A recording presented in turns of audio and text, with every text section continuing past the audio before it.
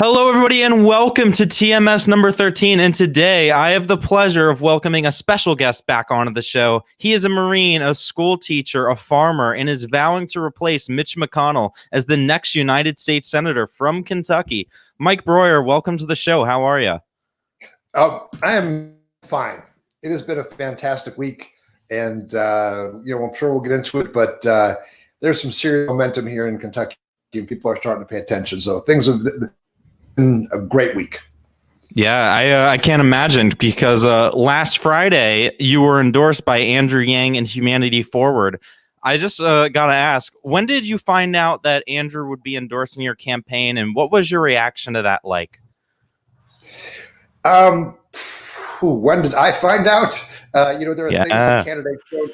There are things that candidates don't know.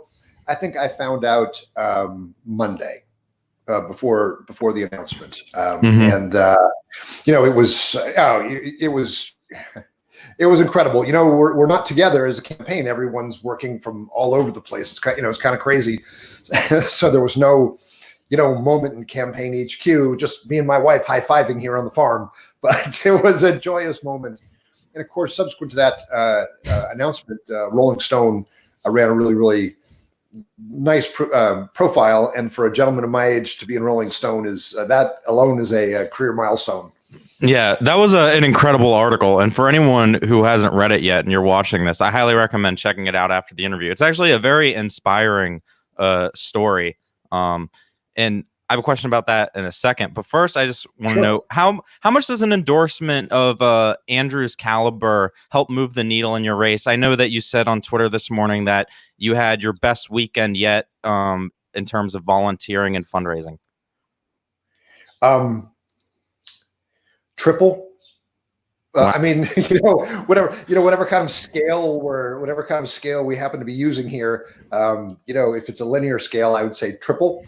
It's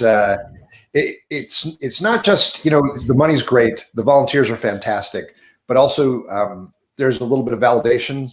Marianne Williamson endorsed my campaign a couple months back, and she made a very, very straightforward case saying, this is a guy who is working for humanity. This is a guy whose platform is about social and economic justice. And that was wonderful. And, I think it was a significant step towards, connecting with Humanity Forward people, going through their vetting process, ultimately interviewing with Andrew, which again was kind of a surreal experience for a farmer from Kentucky to be talking to presidential candidates and Rolling Stone. And Moser doesn't just so he writes for the New Yorker, writes for the Atlantic, written some books, and it's just weird to it's affirming though that they say, okay, you're on the right track. We believe in your message. You put together a good, solid team with a great set of values, and you are the candidate we are endorsing you. And frankly, he didn't have to take. This is a dangerous step for him with Humanity Forward, just starting out, and him pursuing his life after running for president. He could have, with complete understanding on my part, taken an easier route, not endorsed anybody, endorsed a safe candidate, but he didn't. He did the work, he did the math, and he looked at did due diligence and said, I don't care what the results are. I don't care what the Washington Democrats say. This is our guy, and we're going to support him.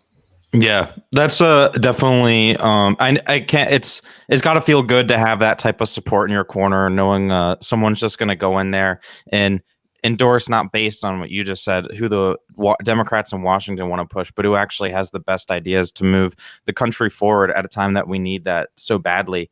And one thing that struck me from your article in the Rolling Stone was how when you first entered the race back in July, you and your wife actually sold off excess farm equipment, a donkey, and even your motorcycles just to start the campaign. And I can't imagine how it feels to go from where your campaign was then and to then go to where it is now in terms of just the amount of national attention your candidacy is receiving and the real momentum and traction your campaign seems to be gaining. How does that feel, and what has that progression been like? Well, Bob Moser interviewed me back in August. He mentions that in his article. And I think back then he probably thought, this is a good guy. He's interesting. He's got some great ideas. But I think that he rightfully, judging at the state of the race, was, how do you compete with somebody who's outraised you by, 1,000%? And, so he was nice and very pleasant. We actually exchanged text messages, on and off, just keeping in touch, but nothing serious until the Yang endorsement was on the horizon. He's like, okay, now's time to drop this. In a way, I'm glad he did wait. I'm glad that he wasn't kind of covering me as a side act, like, oh, this is just curious, because I think it really, I think it had a multiplying effect for the Yang endorsement to drop, and then the Rolling Stone article. And all credit is due to my campaign staff that were, this is kind of things people who have no political experience. We were just like, yeah, Rolling Stone article, and I wouldn't have cared about the timing, but they're much more savvy about these things and said, okay, let's let the announcement drop. Now the Rolling Stone article. But it didn't just start then though. Like in the preceding month and a half, I've been picking up endorsements from indivisible organizations. Started out in Western Kentucky with Penny Ryle Indivisible, then Southeastern Kentucky, and then Northern Kentucky Indivisible, which is a huge group and had a huge impact on the gubernatorial election last year in Kentucky. And then finally we picked up the statewide Indivisible chapters endorsement, which I think was really a shock to some people. But the thing is that these organizations are made up of highly engaged voters, high likelihood to turn out voters. They're the door knockers, the texters, the postcard writers. They are all about Kentucky politics. And so they don't care what's in the newspaper. They really don't care what's in the FEC filing. They're all about getting the right candidate who can fight and win here in Kentucky. So we have that kind of rolling effect of the Indivisibles, and then bang, the endorsement, the Yang endorsement. And it shows real momentum. And if you don't mind me sharing this, I was on the phone the other night talking to a teacher who's a supporter and an organizer. And we talked for quite a bit. And, I had something else I had to do. And she said, let me just say one more thing. And I was like, yeah, sure. She's like, I can really feel momentum in your campaign. And when you are 30 days out and who feel that campaign, feel that kind of momentum, it's fantastic. And the good thing is it just kind of affirmed what I was feeling here, that, man, things are really cooking. People are starting to pay attention. They're paying more credence to the message and asking harder questions. So we're on a roll. It's very, very, very positive. Yeah, and especially with the way the current situation with the virus has moved Kentucky to, I believe, all mail voting, if that's correct. I know that just the enthusiasm and energy on the ground is going to be all that much more important, which is really speaks a lot about your campaign, that you're able to inspire these people on the grassroots level in these indivisible groups to come out and support your campaign. Really does speak for itself. And one thing I also wanted to know was, how necessarily has your campaign experience on the campaign trail changed you at all over the last 9 months? And also, what is something that you think you've learned along the way that maybe you didn't know about yourself or Kentucky before? I think there are things that I kind of knew intuitively, but didn't have it in front of brain all the time. One thing I have learned out of necessity, but has proven to be true, is that showing up matters. And I just got off the phone right before I came on the program here. We were onboarding a whole bunch of new volunteers. I think there might have been 25 of them, which was huge. And the last thing I said to them is this: is that you interact with people who want to campaign, they want to have questions, they want to donate. We cannot let an email go unanswered. We cannot let a phone, a text message go unanswered. We have people watching Facebook messages, direct messages on Twitter, because their communications comes in from so many different quarters. And what I told them was, I know it's hard and it's a little bit tedious, but when someone reaches out to this campaign and says, hey, will you do a town hall? Or will you do a Q&A with our group, via Zoom call or something? I don't want them to ever once say, I contacted Mike's campaign and no one got back to me, because that's what I hear about the other candidates.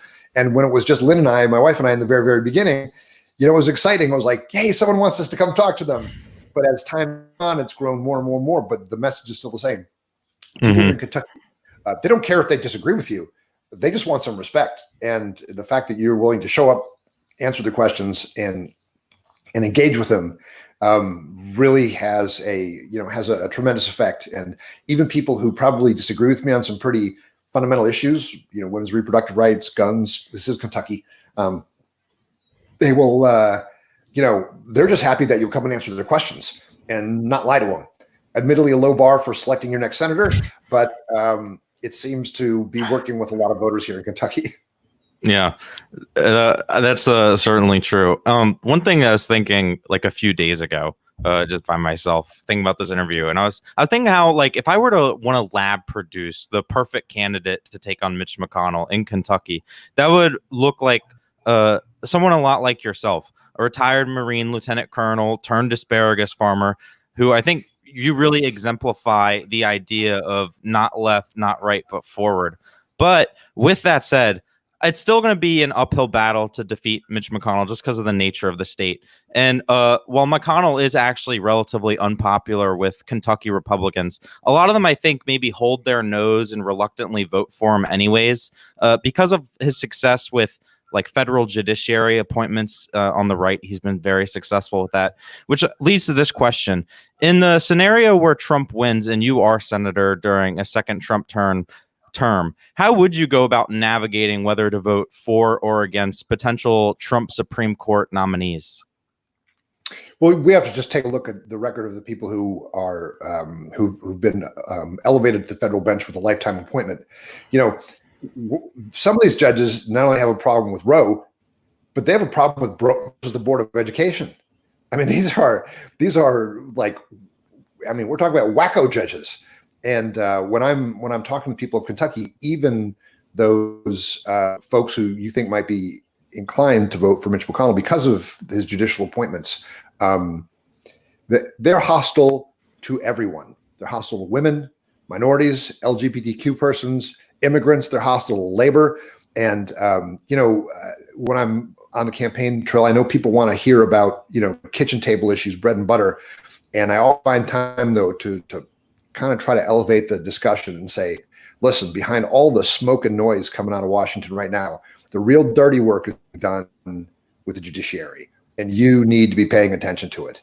Mitch McConnell told us, Mitch McConnell, in rare moment of honesty, he was asked about a month, she's been a month ago now, a CNN reporter asked, hey, in the height of the pandemic, what's on the schedule for the rest of the judicial or the legislative season?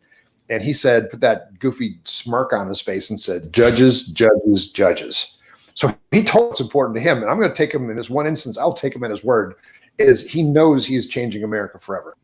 And when I talk to people who might be inclined to support him on that issue, I said, listen, the founders never intended one man to be changed the fundamental nature of this country, subordinate the will of the Congress to the executive, and then pack the courts with these ideologically driven and unqualified candidates. And so I'm not trying to scare them, but I try to explain to them how truly un-American it is. So to your question, I guess, long answer to a short question, but I guess you could just fight them tooth and nail. And if Mitch McConnell's gone, we're going to have a majority in the Senate.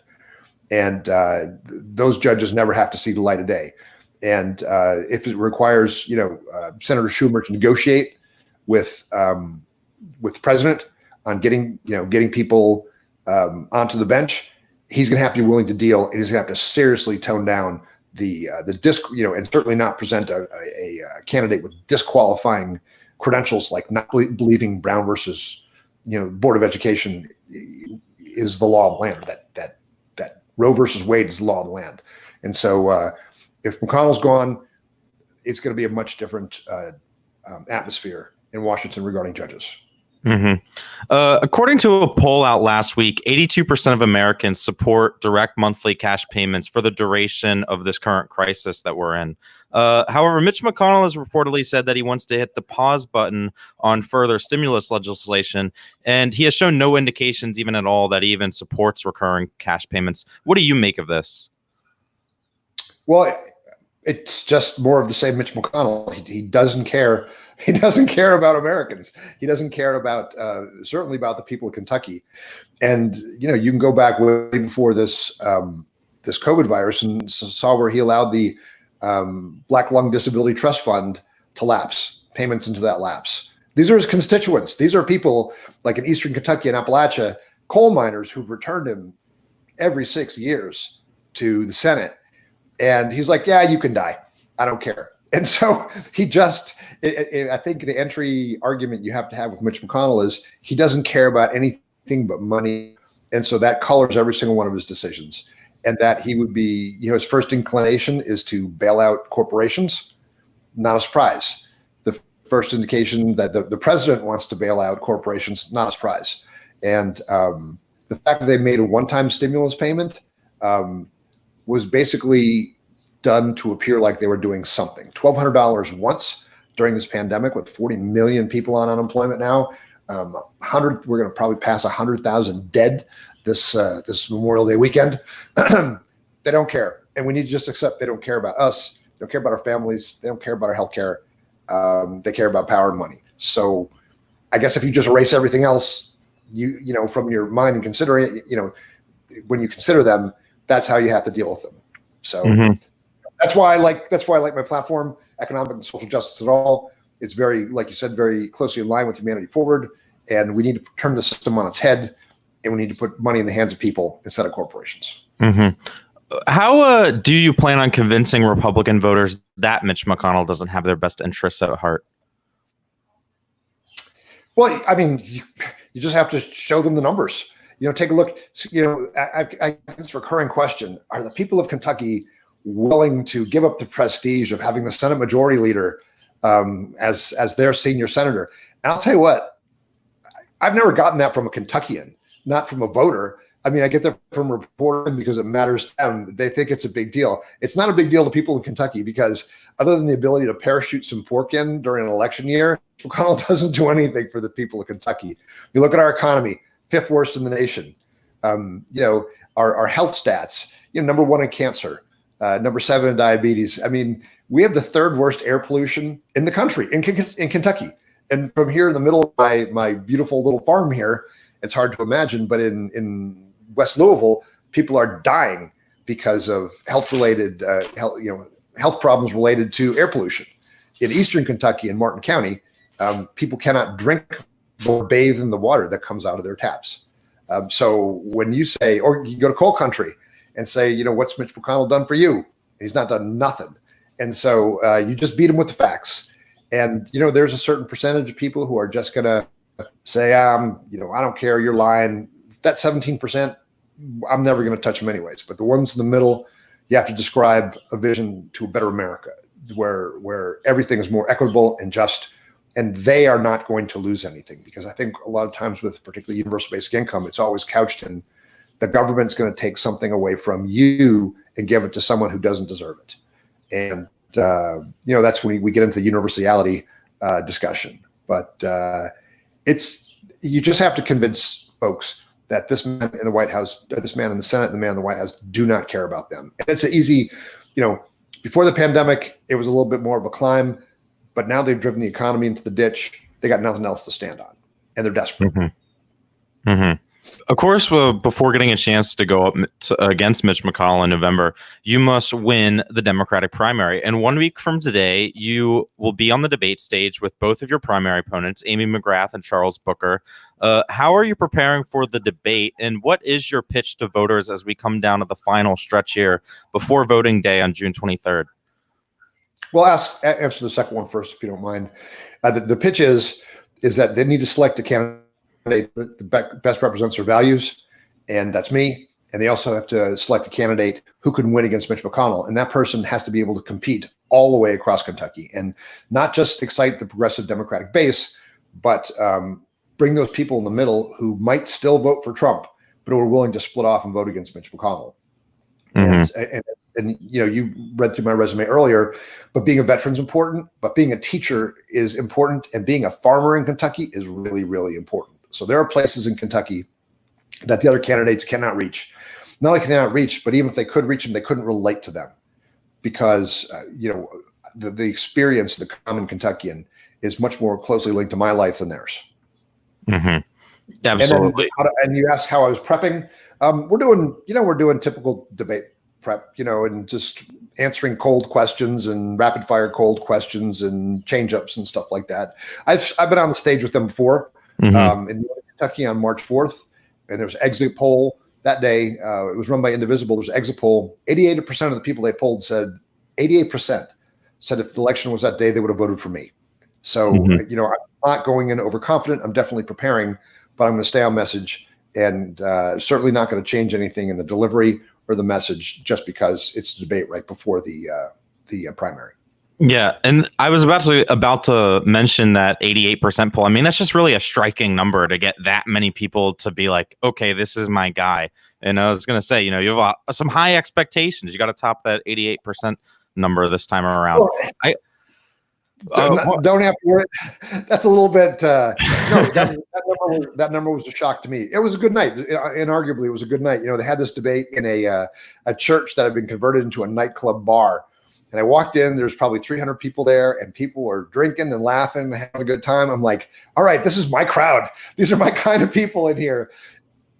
And engaged. Northern Kentucky is really, really engaged. For those of you who don't know, it's the kind of exurb area outside of Cincinnati, just across the river from Cincinnati. So it's this weird, densely suburban, urban area, and then immediately surrounded by rural areas. But they did some great things up there. They flipped two red counties blue during the gubernatorial election last year, and they also not flipped, but they moved Boone County over 20 points. They didn't flip it, but that's huge, and that was all based on the get out the vote people, the teachers, Indivisible people. So I was happy to make that big a splash with them. And I don't think it's going to be that big a splash in Lexington on June 1st, but it's going to be a good night. And I'm looking forward to it. Yeah, for sure. Is it like a virtual debate this time around? No, it's in the flesh. Okay, that's exciting because it's so rare that you actually see people on TV together these days. Yeah, it is going to be weird. I'm assuming. I mean, that's script's written right now. Kentucky National Organization for Women wanted to have a candidate forum, and it had been unusual. And then we had to go virtual, and they said, okay, we're going to do the same time, same date, but it's going to be virtual. And none of the other candidates said they'd go. And, I don't blame Kentucky. Could have canceled it, but they said, forget that, screw that. This guy said he's going to show up, and they gave me the whole time. And I was there for over an hour answering all their questions. And I think, going back to my showing up matters, answering questions matters. It really, really does. It absolutely does. Voters, they can tell, like when someone, the story I was thinking earlier was, when I was in Iowa following Andrew Yang's campaign, I went to this really Republican town, maybe a few thousand people. It's really rare a presidential candidate even shows up there. And I was sitting next to this woman, and she told me that she was a Trump voter. She leaned to the right. There was probably zero chance in the world that she was going to vote for a Democrat. But she said, if a candidate comes to my town to answer my questions, I'm going to give them the respect that they deserve. So it's definitely the people on the ground. It matters to them. So you're certainly right. And one of the things that my campaign staff does is they always give me a little bit of time, donors, and thank them. Not ask them for anything, but just call them. And people are so stunned. And we're not talking about, people funding PACs and doing individual expenditures and stuff like that. We're just talking about regular donors. And I'll just burn through a list of donors, people who've given, whether they gave $25 or $2,500, and I'll just run through a list and call them. And they're always so stunned. I mean, I've had people say, I've never been called by a candidate before. I've been given money for 50 years and no one called me to say thank you. And every time I hear that, I'm like, okay, we're on the right track with this. Yeah, absolutely. That's a true humanity first element to a campaign. One question I do have regarding one of your opponents is about Charles Booker. You and yourself, Charles Booker and yourself seem to have a bit of overlap in terms of the type of voter each of your campaigns is appealing to.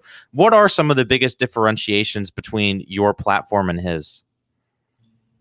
Well, if you want to talk platform, his is a punch list.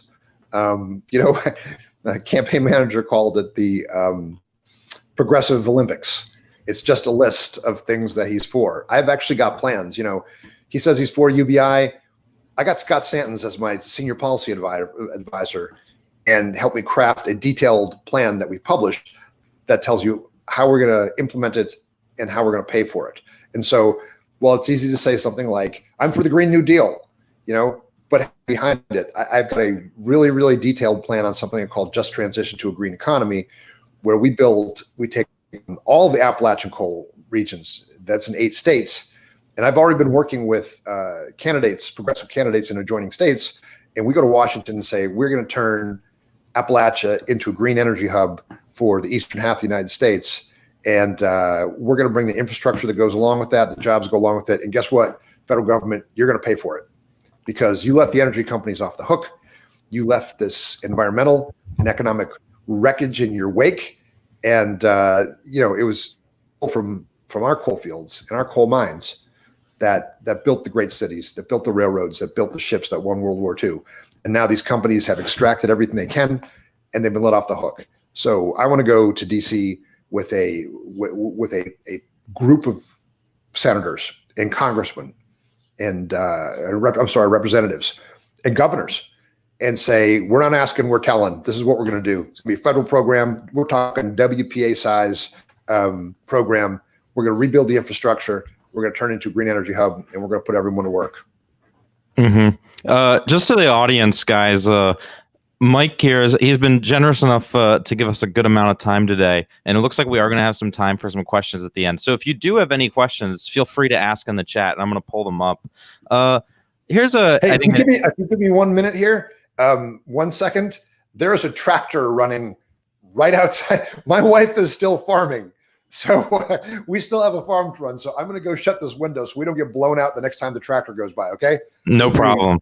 Give me 1 second here. All right, guys. So we're currently in the middle of interviewing Mike Broihier. He's of course running for Senate in Kentucky, and if you don't know too much about his policies, you can of course check out his website, mikeforkentucky.com. We also interviewed him back in March, where it was a little bit more of a policy-oriented discussion. And Mike, you've of course been on really, I think all the Yang Gang channels at this point. So there's a ton of content, a ton of resources out there for people to find out more about you. One question I have is, what advice would you give right now to a future Senator Broihier? Wow. What advice would I give to future Senator Broihier? Don't care about anything. Don't care about Chuck Schumer. Don't care about Washington politics. Don't care about money. Don't care about PACs or super PACs. Represent the people of Kentucky. Stick with your values. And, I'll tell you, you all might know Richard Ojeda, but he's a fairly colorful cat. But I was talking to him last week, and he was telling me that after he won his last primary, a bunch of people came, and he was not supported by Washington Democrats. But as soon as he won, people came sniffing around from Washington, telling him that he needed to change. They tried to change his message. And in the way that only a guy like Richard Ojeda can, he kicked him out of his office. And he said, you need to do the same thing too.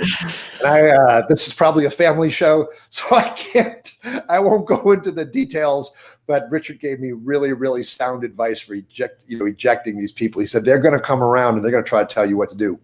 The great thing is about when you're not supported by the Washington establishment, it is amazingly liberating. And so the idea is to stay that way. All of our donors are individuals, mostly small donors.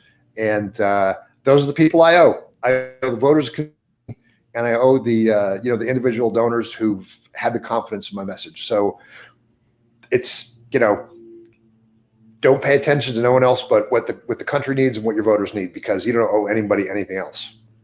Absolutely. That's a good question, though. Thanks. That's a great question. I thought of it last night. I was pretty proud of myself. Oh, that was yours. I thought that one came from. That one came from chat. This one is from chat. It is from Anna. She asks, how would you go about proposing term limits for Congress?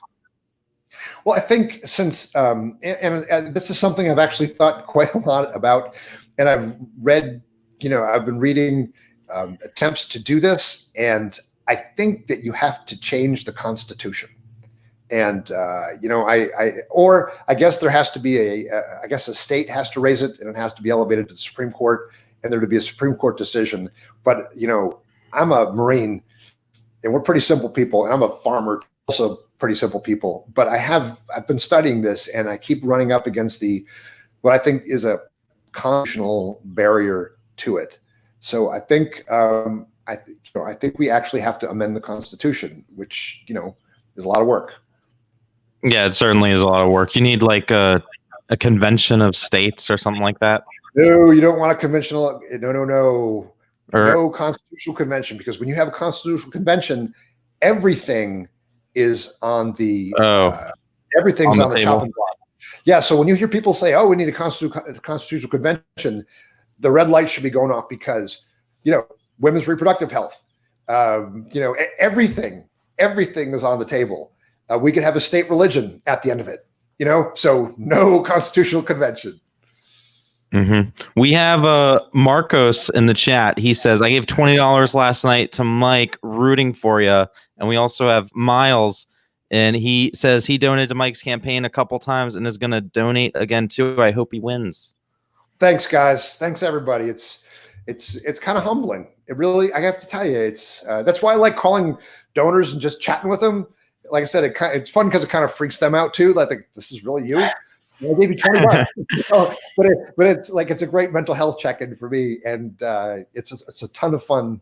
And I hope that the folks who mentioned that they donated to my campaign are pleased with the way things are going.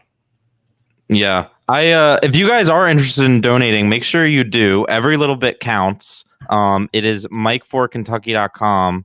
And just click the donate button. Exactly. Mike for KY. Mike for KY. Yeah, I should have clarified. Geez, there's a lot of people that have donated in the chat. One question I have is about one of your other primary opponents, Amy McGrath. You mentioned how Richard Ojeda, who reminds me a lot of you, actually. How people from Washington came in and wanted him to move him in certain directions. But this time around, I guess in your Senate race, the Washington Democrats, they've already kind of found their candidate in Amy McGrath. They've spent millions of dollars on her race. You mentioned that earlier, how it's like a 10-to-1 funding gap. I guess, what do you think? Do you think that, I guess this is what I'm thinking about it, is I feel that voters have to feel like they're voting for a candidate and for a vision rather than against a candidate and against a vision. And I see Trump being the against and you being the for, whereas McGrath, it seems like, doesn't necessarily differentiate herself enough from President Trump and Republicans that she'd actually be able to motivate enough people to come out and vote for her to beat McConnell. What are kind of your thoughts on that? And how do you see, what is the best way to kind of, I guess, close the fundraising gap between you two? Well, it's not going to happen. It's not 10-to-1. It's probably, I mean, it could be 100-to-1 or 500-to-1. I mean, and so it's so far off that it's not even, but it's not part of my calculus. It was never part of my calculus at all. Sure, it would have made things a little bit easier along the way, but I just can't believe the position we're in today for the amount of money that we've spent and raised. And so we have a plan. I don't want you to feel like that, this is the Yang Gang. They always have a plan. And they got a plan. And so right now we are within, 29 days till I had to look at my countdown calendar, 29 days to the primary. And they have a plan. We continue raising money at the same rate we're raising it right now. We have a full-on plan for digital, broadcast, and print. But again, this is the Yang Gang, and they've been doing their math. They've been doing data analytics. They've been looking at returns from texts, emails, click-throughs, all that stuff that is, I nod my head like I know what it means, but I just willing to trust them that these are important statistics. And so what they're doing is they're focusing on high likelihood voters. Now, you mentioned earlier the mail-in voting. It's not all mail-in voting. You can go there. Like each county is going to have one polling place. Like for Louisville, our largest metropolitan area, they're going to have one polling place, the fairgrounds. I mean, it's ridiculous. But to get your ballot, you have to take a proactive step. You have to go to this. You have to contact the Secretary of State's office and actually fill out a form, get your identity verified, and have it sent to your house. So that extra step, that proactive step that you have to take, means that only highly engaged voters are going to turn out. And I trust it to my team to be identifying those people. And we are constantly pushing the message. This is how you get your ballot, and you got to do it today. And so, yeah, that's the way it's going to go. But with McGrath, back to McGrath, we're talking about her, and it's kind of a shame. She ran for Congress for the House of Representatives in 2018 and lost. And at that time, she described herself as the most progressive, furthest left person in Kentucky. Now this is the 2020 Amy. And people say, what's the difference between you and Amy? And I always say, which Amy? 2018 Amy, 2020 Amy. There's a lot of difference between me and 2020 Amy. 2020 Amy said that she would have voted to seat Brett Kavanaugh on the Supreme Court, which Kentucky women said, what? And even after she walked it back, saying that she'd been confused by the question, which seems like a pretty straightforward question to me, but she was confused. But I think at that point, many women here in Kentucky, particularly progressive women, just turned off, and she's not been able to gain that traction back. The fact that like 2018 she was on Emily's list, which is important to a lot of voters and donors. 2020 Amy is not on Emily's list. She wasn't even considered by Indivisible.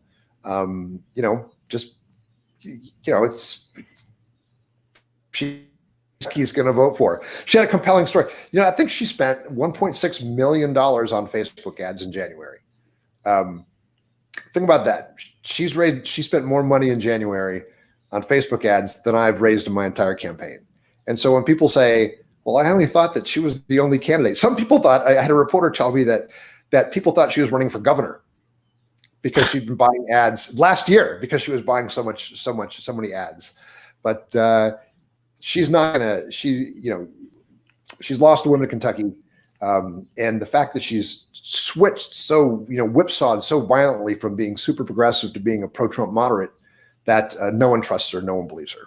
And we had a debate, as I mentioned earlier, we had a debate in Northern Kentucky, and I sat next to her for 2 hours and watched her kind of fumble through this pre-rehearsed answer to every question, constantly reaching for what the right answer was supposed to be. And that made me even more confident to just let it all hang out from the heart. And I have to say, it probably alarmed my campaign team when I started telling pretty scary stories afterwards, like, where the hell did that come from? And it was like, right from here. This is where it came from. Because I was mad.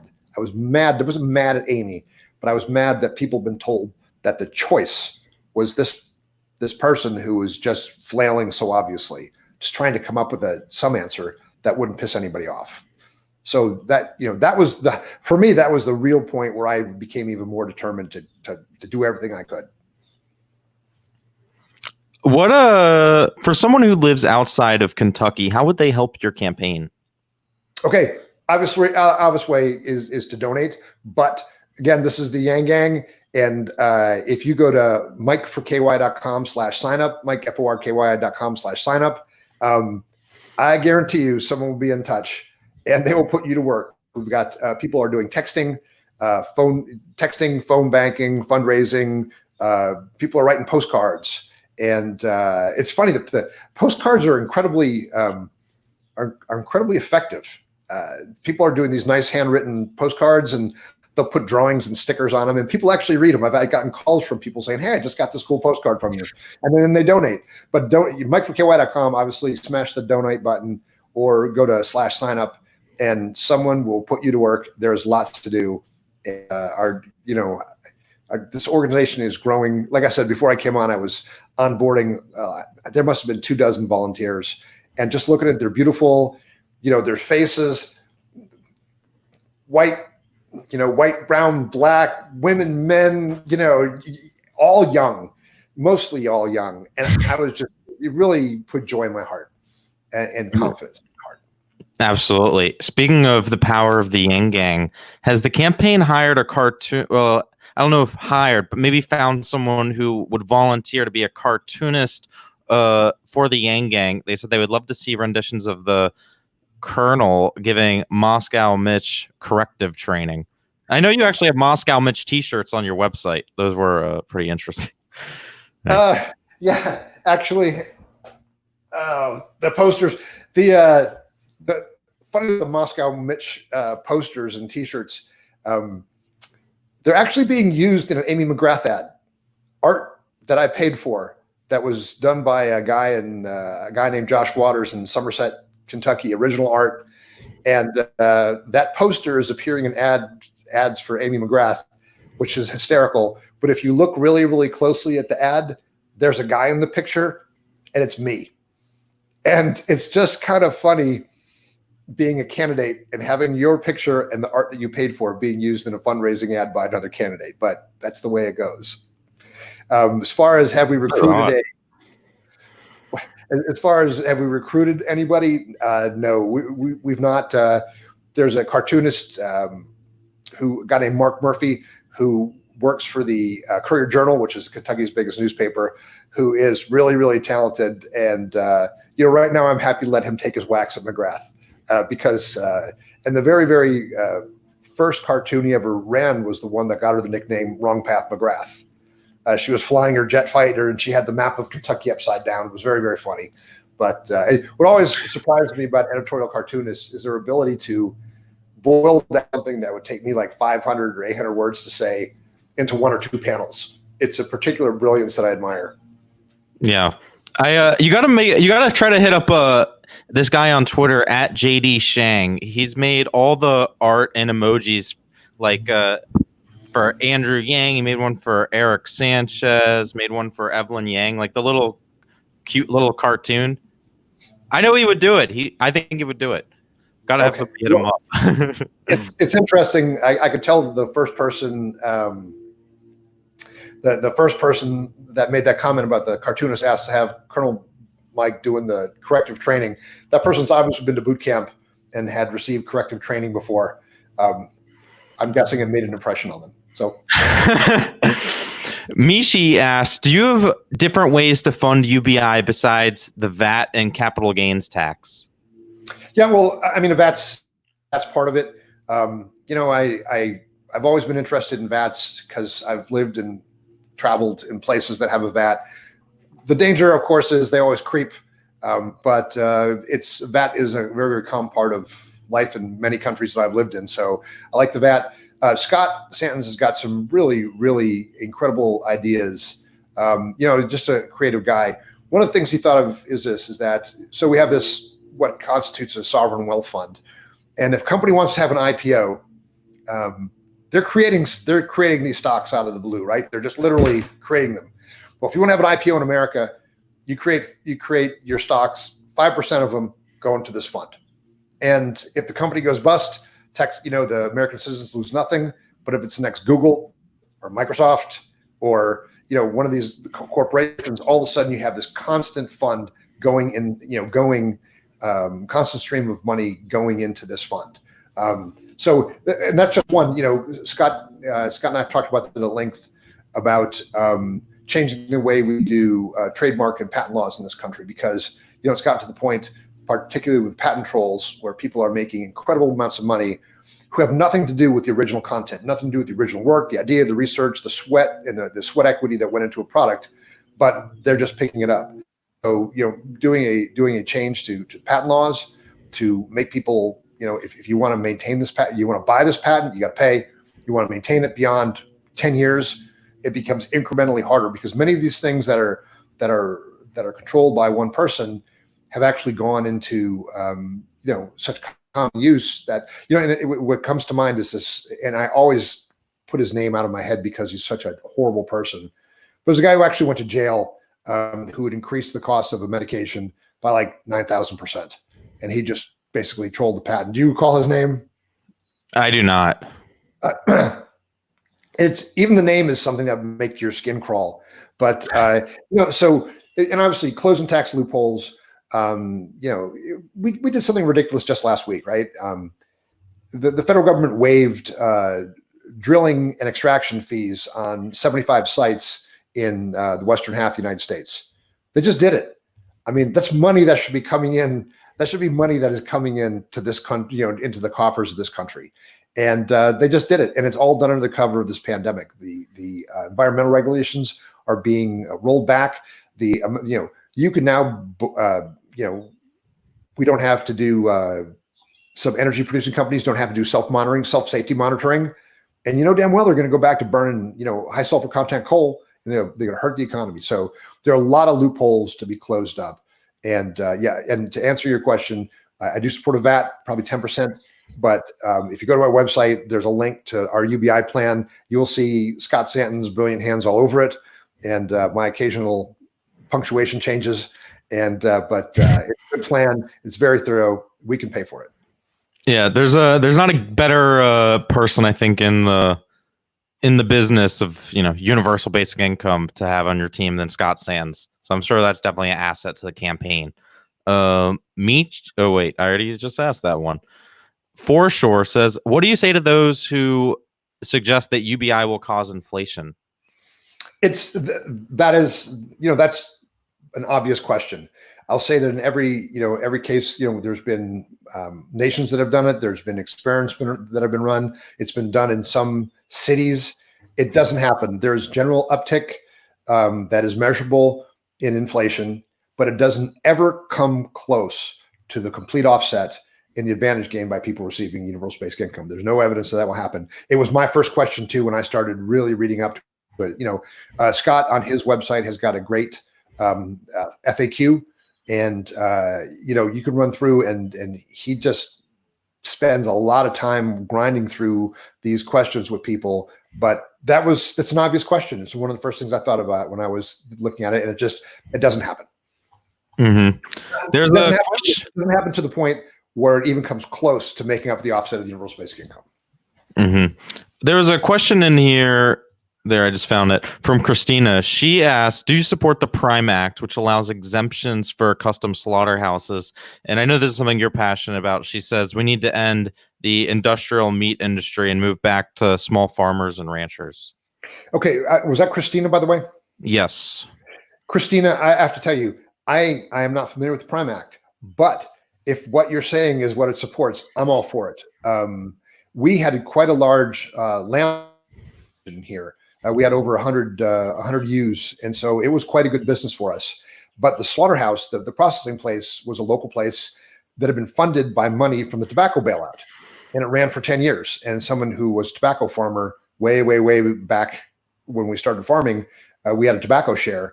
We were authorized to use this plant, and when the plant closed down after 10 years, the money ran out from the grant from the tobacco buyout. They closed up shop, and so we lost our USDA processing plant. And the next nearest one charged $75 more per lamb. And that was our profit. And so when it went from being a very lucrative business of providing grass-fed, all natural pastured lamb to the restaurants and markets here in Kentucky, went to zero because it became an expensive hobby. And as much as I like being a sheep farmer, love being a sheep farmer, we had to stop because this isn't a hobby, it's a business. So anything that takes away the central processing and makes it local. The food is better. You know where it comes from. It comes from your neighbor. We don't have this incredibly stovepiped supply chain that obviously we're witnessing now. One hitch in the system and people start going hungry. And I think that when people, let me give you an example. If this is getting boring, just stop me. Okay.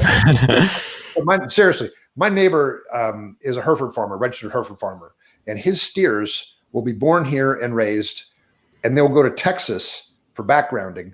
They'll be finished in Minnesota, and then they'll ultimately go to a meat packing plant out in the Midwest, someplace, Iowa or Nebraska.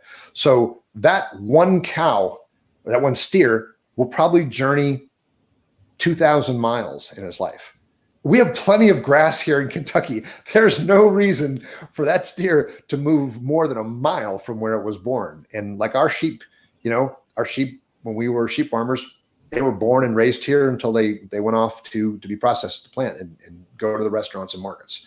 And it adds to our food security. I think it helps the environment, and it's definitely better for local people. Mm-hmm. Christina says, yes, farmers will save America. And I think we have time for one more question. I was scrolling through and I couldn't find it, but I believe, oh, there it was. It was from Darla. Hey. She wants to know, how do you plan on funding your infrastructure projects? And I know one that I think is extremely important is just the access to broadband is such an important thing to work on in terms of infrastructure. How do you plan on funding those types of projects?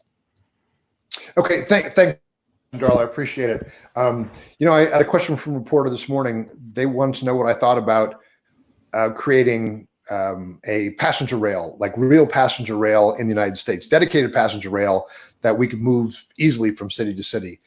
And I started looking into this early in my campaign because I'm a fan of it, having traveled all through Europe and Africa on trains, and Japan through trains, Korea on trains. You can get anywhere, and but not in the United States. And the estimates of doing a nationwide train project was $1 trillion. That was kind of the accepted number. And so 10 months ago, I was like, $1 trillion, man, that's a bridge too far. But in the last 2 months, Congress has written checks for $3 trillion, not blink an eye.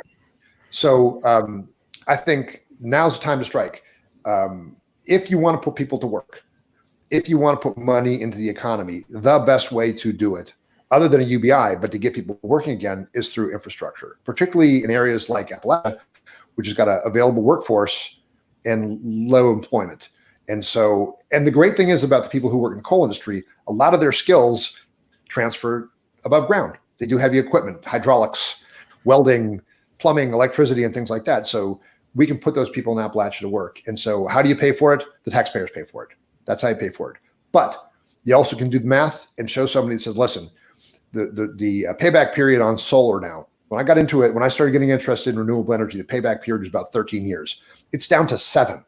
So that means, and if a solar panel lasts for about, let's say conservatively 20 years, you get 13 years of free energy and you're making money, or you're saving money, I guess, in this case. So yeah, Congress just wrote checks for $3 trillion.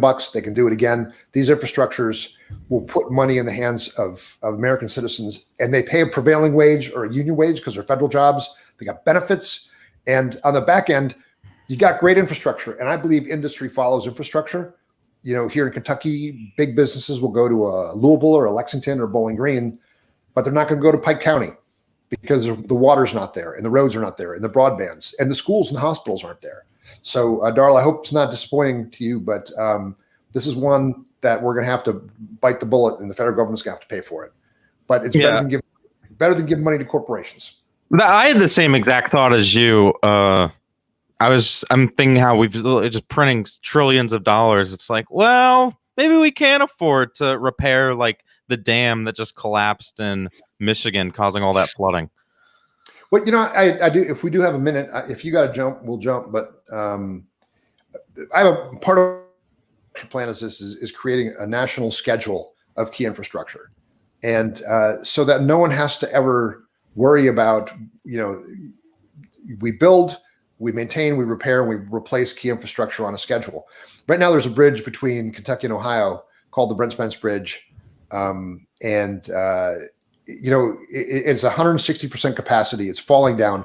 4% of the nation's GDP crosses that bridge. 4%. It is a key part of our infrastructure. But the federal government says it's on Kentucky and Ohio to fix it. No, no, it should be on a schedule. The people in Kentucky and Ohio shouldn't be scratching their heads saying, how are we going to replace this key piece of infrastructure? That, someone should say, back in 2008, President Obama stood in front of that bridge and said, this thing's fallen down, we're going to fix it.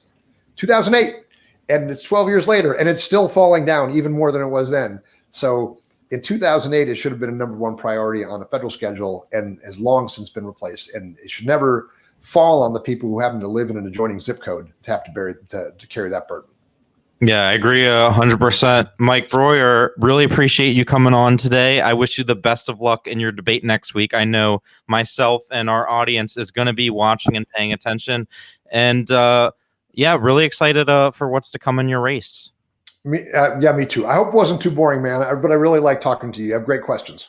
Thanks, man. No, I enjoyed the interview. I'm looking forward to the race, and happy Memorial Day as well. I know that's something that's very personal for you.